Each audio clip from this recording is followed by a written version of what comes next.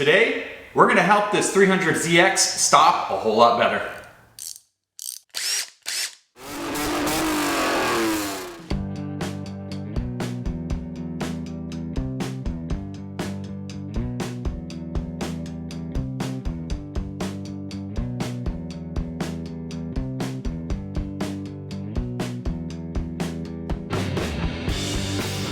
Welcome back to the Auto Obsessive Garage. Chadwick with you again for another installment of Project Z32 Turbo. On today's episode, guys, we are overhauling the entire brake system, pads, rotors, fluid. Someone before me has already installed stainless steel brake lines, so that's a bonus. For once, get a bonus going my way. But anyway, let's get in there, let's upgrade all the braking system components and have this thing stopping like it should. Let's get in the garage and get a little dirty. We're at the passenger front brake, and we're about to take this rotor and pads off here, so we got to remove the caliper. But I want to show you guys a couple things before we dive right into it. First thing being, you're not going to have enough room to remove this caliper because there is a bracket holding the brake line on the back. That bracket's held on with two 12mm bolts, so make sure you loosen those up. They're not torqued on there too hard, so pull those off so you have the ability to move the caliper after. The caliper itself is held in place by two 19mm. You're going to want to remove those. I'd use a 1/2-inch breaker bar because the person before me went torque crazy. I know they're supposed to be on there pretty good, but they were on there real tight. Now, once you get the caliper loose, before I take it off all the way, I like to remove the brake pads. And let me show you guys what that looks like. Also, this will make it a little easier if you turn the wheel like this. Okay, what we're doing now is looking at the top of the caliper, and I want to show you this. It looks like a convoluted mess here, but it's really not that complicated. Basically, this little wire pin here holds in the two slider pins. These two little guys right here that hold your pads in place. So you can remove that first, just simply by removing it. The next thing you're going to want to do is pull these pins out. Now be careful. I know on the rears mine were, but this might be under some tension and can fling off, so just have iPro on just in case. As you pull one of the pins off, then you'll pull the other pin off. That'll be loose, and then you can simply pull your pads up from the top. And then I'd remove those 19mm and pull the actual caliper off. But that's the most straightforward way to do it. And then I'm gonna show you how to retract those pistons. You have to retract 4 of them. But I'll show you how to do that using the old pads, so you only have to do it once for each side. For this job, you're definitely gonna want the following: 12mm socket, 19mm socket. Probably gonna need a hammer, just in case your rotor is stuck on there and needs a little convincing to come off. A regular old C-clamp. I like the 4-inch variety for retracting those pistons. Pretty straightforward there. You may need a 12mm, I like the ratcheting, box wrenches just to get in there and do the bracket bolts. They're hard to hit with an actual socket, so this might be a lifesaver. And some kind of jack stand to hold up the brake caliper. You don't want it hanging from the brake line. Okay, there's all our hardware removed from the top there. Pretty straightforward. It didn't fling off with too much force. 12mm bolts in the back were next, then the 19mm loosened, so we can start wiggling those pads out. Once you get a little play in the caliper like that, it's really easy to pop these pads right out. And yeah, I'll let you guys be the judge, but probably about 25% pad life remaining, so they're pretty old, pretty worn down. Time to get some new, fresh pads on this. Those two 19mm bolts. Now you can safely take your caliper down. You can see this is the bracket I was telling you guys about right here. The two 12mm bolts holding that in. You want to take those out because if not, you won't be able to bend this because this is a hard line. So go ahead and support your caliper with a jack stand like so. And now we can set about removing this rotor. Seldom they'll come off if they've been on there a while. We're not reusing the rotor, so we can use a hard hammer and kind of give it some wax.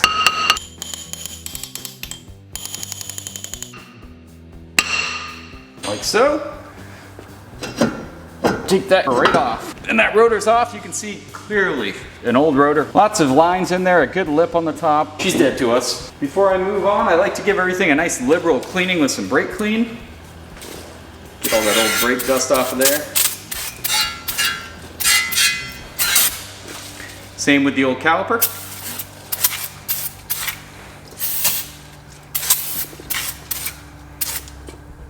Time to use our C-clamp. Now you can do each piston at a time, but why would you do such a thing as that when you can do 2 for 1? And the secret of this is going to be reusing those old brake pads. Easy peasy. You're just going to take this pad, put it back where it belongs, send it home. Now what you want to avoid is messing up this beautiful Nissan logo here on the front. If you crush that with your seat clamp, you're gonna look like a slob. No one's gonna respect you. And that's not how you roll with the Z-Car crew. So what I like to use is the old pads backing. You can use this metal piece right here, put it over the logo, and when you clamp down, it won't mess anything up. That's the way to do it, guys. Let's clamp that down. I think it goes without saying too, remove your brake fluid reservoir under the hood. I'm trying to do this quick and dirty, and I'm missing some really good top tips for you guys. I'm sorry about that, but so you want to get that on there. And we're gonna tighten this down like a mother. There's the fronts retracted. Go ahead, loosen them, and then we'll do the rear pistons. Onto the rears now, same as the front. Go ahead and use that pad again, and you're gonna put your C-clamp right between those two line fittings in the back so you have a space to clamp. And we're gonna tighten that right down and watch those two pistons retract. Now that we've got all our pistons retracted inside the caliper, it's time to put our new rotor on. Put this back on, secure the hardware, and then we'll fit the new pads and all that securing hardware. Let's get that done. For the rotors, I've gone with Power Stop Sport Series. So it's a slotted cross-drill rotor. I'm more of a blanks guy myself, but I am running pretty aggressive tires on this. So we're gonna do some good pads and rotors just to help with the braking of this car. It had pretty good braking from the factory, but you know, modern equipment always helps. So you're gonna go ahead and slap your rotor on there.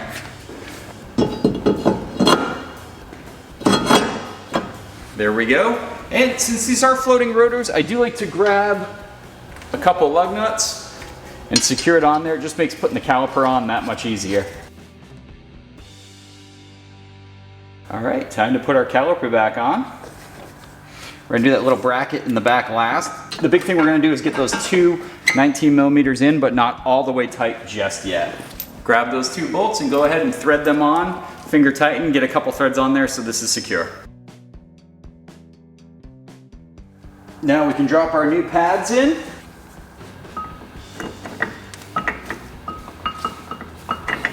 And you will need to line these up with these holes that the pins go through, the large pins. So keep that in mind.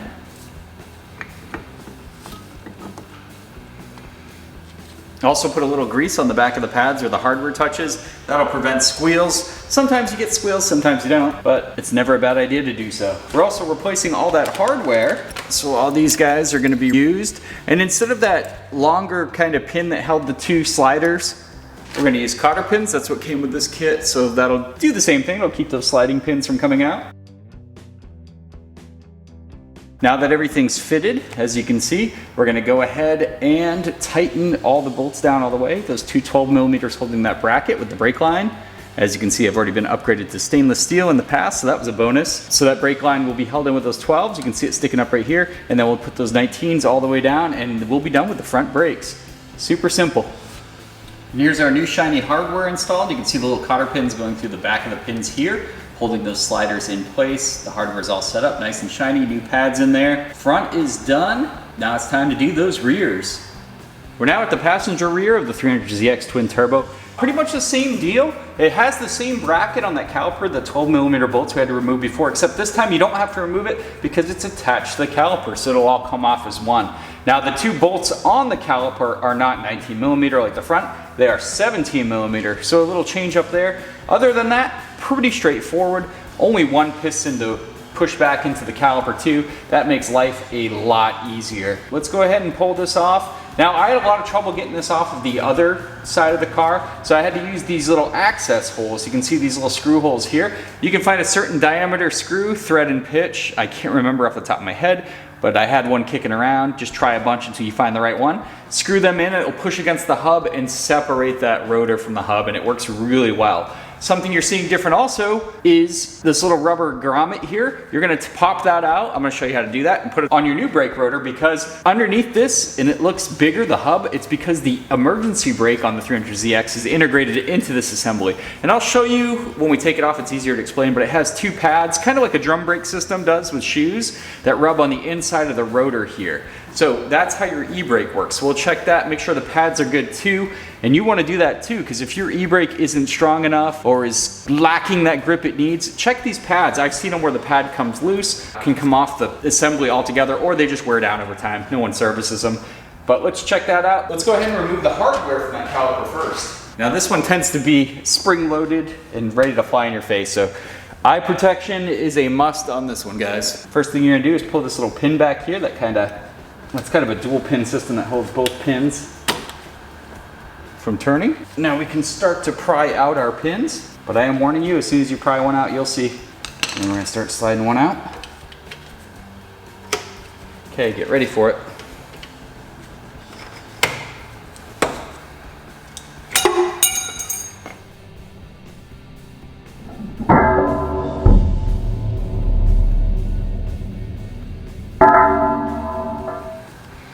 Survived. Yeah, it keeps it lively, doesn't it? Now, a little different than the other one. Once you pull your pads out, we'll go ahead and loosen the caliper to get those pads out. There's two little shims that go on either side of the caliper. You will be replacing those. Again, probably under 20% pad life left, so great time. I'm glad I'm doing this now. As we talked about earlier, you can see that whole bracket that you had to take off before is attached to this one, so a little smarter design there. Go ahead and rest it on your jack stand. These are the two little shims, you can just pry those out. You'll be replacing, there's one on each side. You'll be replacing both of these with new hardware. Okay, same logic as before for retracting the pistons, guys. You're gonna wanna use an old pad, and you're gonna wanna use something to cover the logo. The shim works fantastic for that. So let's go ahead and get our C-clamp and compress these pistons.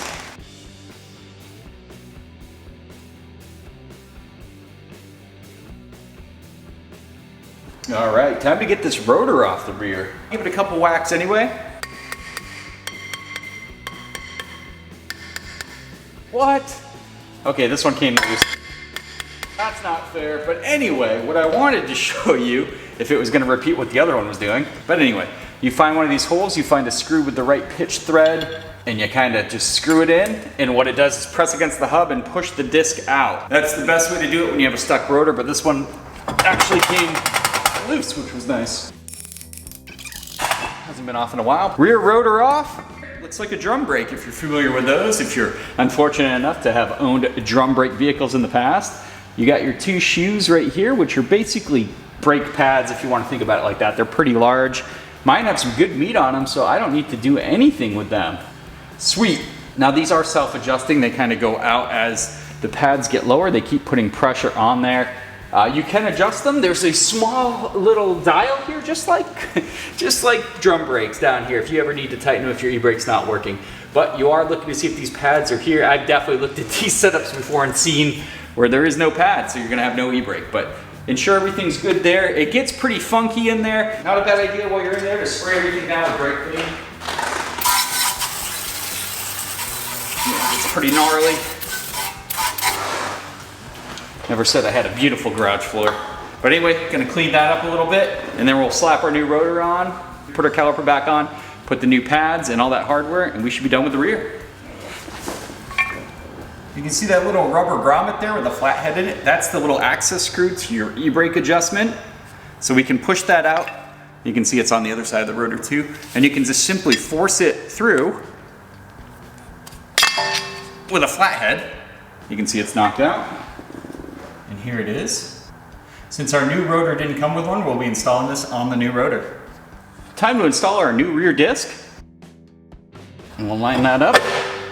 So we have the little access hole going into our adjustment there. For installing that piece, go ahead and grab a flathead. Don't have to hulk it this time, just kind of pop it in. Boom, there we go.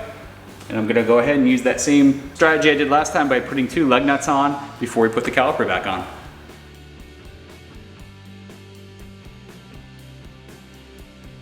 Give everything a great dousing of brake cleaner and enjoy your work. We are done installing hardware. Everything's torqued to spec, front and rear, both sides. Now it's time to bleed the brake system, and I'll show you guys how to do that next. Okay, we're ready to bleed the brakes on our 300ZX twin turbo. We've got the power bleeder all pressurized, so just under 15 PSI, sealed very tightly on the brake reservoir here. Any leaks here will be introducing air, and that's not a good thing. Something to keep an eye on too is topping this off. That's why you keep plenty of fluid in the bleeder.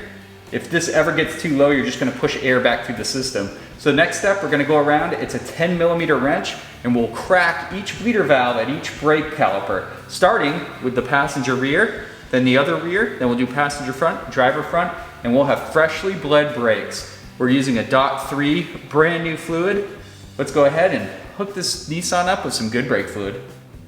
Time to bleed the brakes. We're at the passenger rear on the Nissan. We're gonna go ahead and knock this bleeder loose. You're gonna use a 10mm wrench. Got a tube going to our catch bottle. So go ahead and loosen that up and let that fluid go. And here comes that older brown, dark brown fluid coming out. So we're gonna let that clear out for a little bit and let some of that new fluid get in there. Now we didn't open up the braking system, so we don't have to worry about air in it. We're just getting the old fluid out since it's been a little while since it's been done. So let it run just for a little bit till it starts to show up that fresh new brake fluid we put in, and we'll be good to go and we can move to the next caliper. All right, the final caliper you're gonna do is the driver's side front. Got our hose in place, got our 10mm in place. Check the pressure, we're good to go. We have plenty of pressure at the master. Let's go ahead and crack this loose. Here comes the last of that old fluid. All right, with all the calipers bled, you can see our nice chunky fluid color. Pretty dark, pretty nasty, so we're good to go. Time to take the bleeder off, and we're done with the brakes. Okay, go ahead and disconnect your power bleeder. Just nice and easily relieve the pressure. I usually do it at the unit. Make sure you have eye protection on and that you're not looking right at it.